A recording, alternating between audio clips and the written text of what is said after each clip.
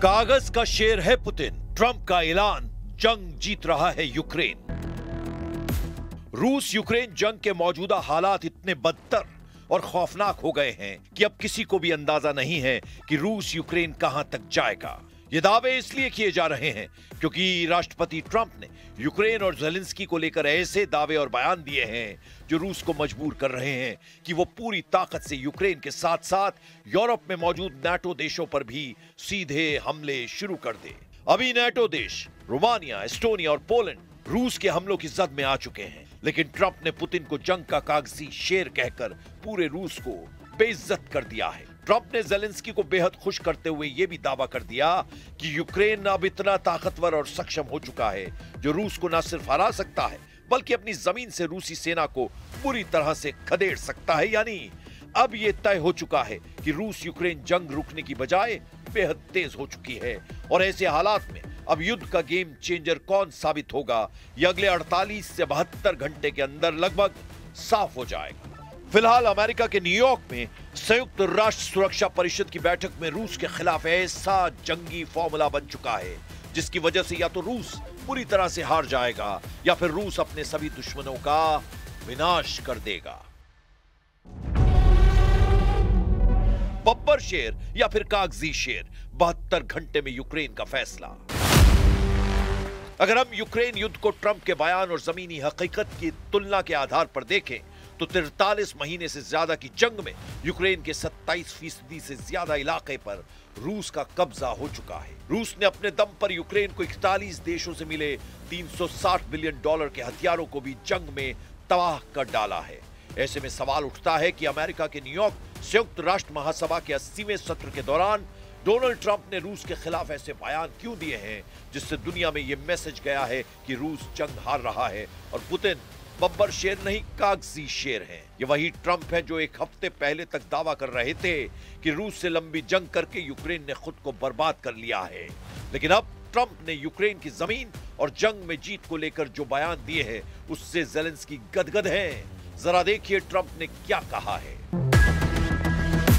अमेरिकी राष्ट्रपति Donald Trump ने यूक्रेन में जारी युद्ध को लेकर ऐसा बवाली बयान दिया है जो जंग को यूरोप तक भड़काने जा रहा है। डोनाल्ड ट्रंप ने कहा है अमेरिका और नाटो के समर्थन से यूक्रेन अपने खोए हुए क्षेत्र यानी जमीन को फिर से हासिल कर सकता है। अपने social media platform truth social पर पोस्ट में ट्रंप ने रूस के खिलाफ खुलकर नाराजगी जाहिर की और उसे कागजी शेर बताया। ट्रंप की टिप्पणी न्यूयॉर्क में यूक्रेनी राष्ट्रपति व्लादिमीर ज़ेलेंस्की से मुलाकात के बाद आई है।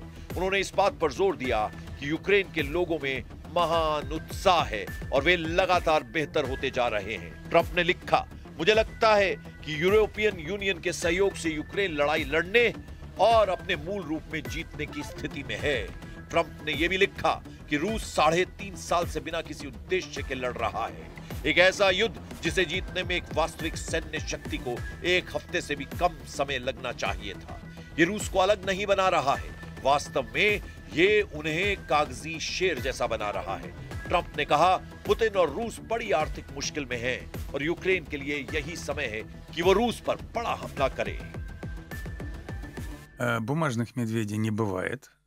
И Россия настоящий медведь. Путин неоднократно и с разными эмоциями описывал нашего медведя. Здесь вы сможете это вспомнить самостоятельно.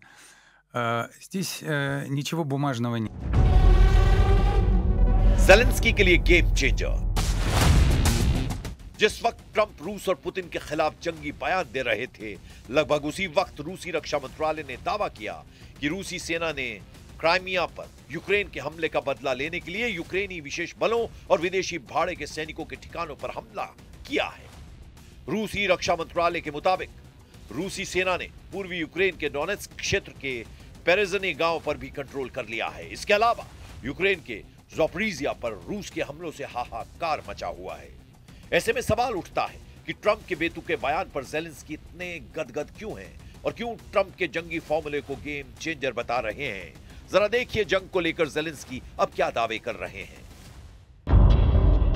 राष्ट्रपति जेलेंस्की ने सोशल मीडिया पर लिखा है, अमेरिकी नेता यूक्रेन के लिए गेम चेंजर साबित हो सकते हैं क्योंकि ये समझ बनी है कि राष्ट्रपति डोनाल्ड ट्रंप इस युद्ध के खत्म होने के बाद यूक्रेन को सुरक्षा की गारंटी देने के लिए तैयार है। जेलेंस्की की एक्स पर पोस्ट के अनुसार यूक्रेनी राष्ट्रपति ने अमेरिका से हथियारों की खरीद और ड्रोन पर पारस्परिक रूप से लाभकारी समझौतों पर चर्चा करने के लिए अमेरिका के विशेष राष्ट्रपति दूत कीथ कैलॉग से भी मुलाकात की है। He's a game changer by himself if he will be sure in Ukraine, and I think that he is more close now to this situation, and that's why and between us only Trump can. For today, we know some not too much players in the world who can be game changers, but he's the most close. लेकिन जमीन पर युद्ध की हकीकत पूरी तरह से रूस के पक्ष में दिख रही है। अगर ट्रंप दावा करते हैं कि रूस यूक्रेन को 3.5 साल की जंग में हरा नहीं पाया है, तो सवाल उठता है कि America, Britain, France, Germany, Poland समेत नेटो, यूरोप और पश्चिमी देशों के 41 देश मिलकर भी यूक्रेन को अब तक युद्ध में जीत नहीं दिला पाए हैं। परमाणु हमले को तैयार रूस, पहला टारगेट अब अमेरिका। इधर पुतिन के करीबी मीडिया हस्ती ने दावा किया कि राष्ट्रपति ट्रंप के इशारे पर अमेरिका के वित्त मंत्री स्कॉट बेसेंट ऐसा कोई कदम रूस के खिलाफ उठाते हैं तो फिर रूस हर हाल में अमेरिका में परमाणु धमाका कर सकता है। रूसी सरकारी टेलीविजन पर प्रस्तुतकर्ता और पुतिन के करीबी सहयोगी व्लादिमीर सोलोवेयोव ने अमेरिका को सीधी परमाणु धमकी दी है। यह जानकारी पत्रकार जूलिया डेविस के द्वारा ऑनलाइन पोस्ट किए गए एक वीडियो से मिली, जो रूसी मीडिया के क्लिप के साथ साझा की गई है। व्लादिमीर सोलोवेयोव ने दो टूक कहा कि वो कहते हैं कि रूस पर प्रतिबंध लगने के बाद रूसी अर्थव्यवस्था तबाह होगी, तो हम बातचीत की मेज पर बैठेंगे। हम आपको बता दें, हम अपने परमाणु हथियारों से हमला करेंगे और बस। व्लादिमीर सोलोवेयोव ने फिर दोहराया, हम हमला करेंगे और बस। व्लादिमीर सोलोवेयोव ने कहा कि उनका मानना है कि यूरोप रूस के खिलाफ युद्ध की तैयारी कर रहा है और मॉस्को को कठोरता और भयंकर तरीके से लड़ना चाहिए। व्लादिमीर सोलोवेयोव का यह बयान पूर्वी यूरोप में बढ़ते तनाव के बीच आया है, क्योंकि पोलिश प्रधानमंत्री डोनाल्ड टस्क के मुताबिक पश्चिमी यूक्रेन पर रात भर के हमले के दौरान 19 रूसी ड्रोनों ने पोलिश हवाई क्षेत्र का उल्लंघन किया। पोलैंड ने राष्ट्रीय सुरक्षा के लिए खतरा बताते हुए औपचारिक रूप से नाटो के अनुच्छेद 4 का इस्तेमाल किया और अपनी पूरी हवाई ताकत झोंक दी है।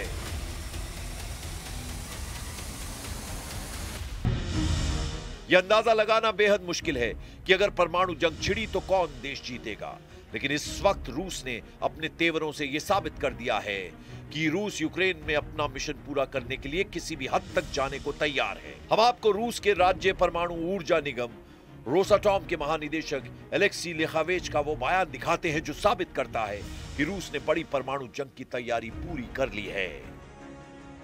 रूस के सरकारी परमाणु निगम के चीफ ने डंके की चोट पर कहा है, दुनिया की सबसे बड़ी परमाणु शक्ति यानी रूस के सामने बेहद भीषण खतरे हैं। इन्हीं खतरों को देखते हुए आने वाले सालों में रूस की परमाणु सुरक्षा को और मजबूत किया जाना चाहिए।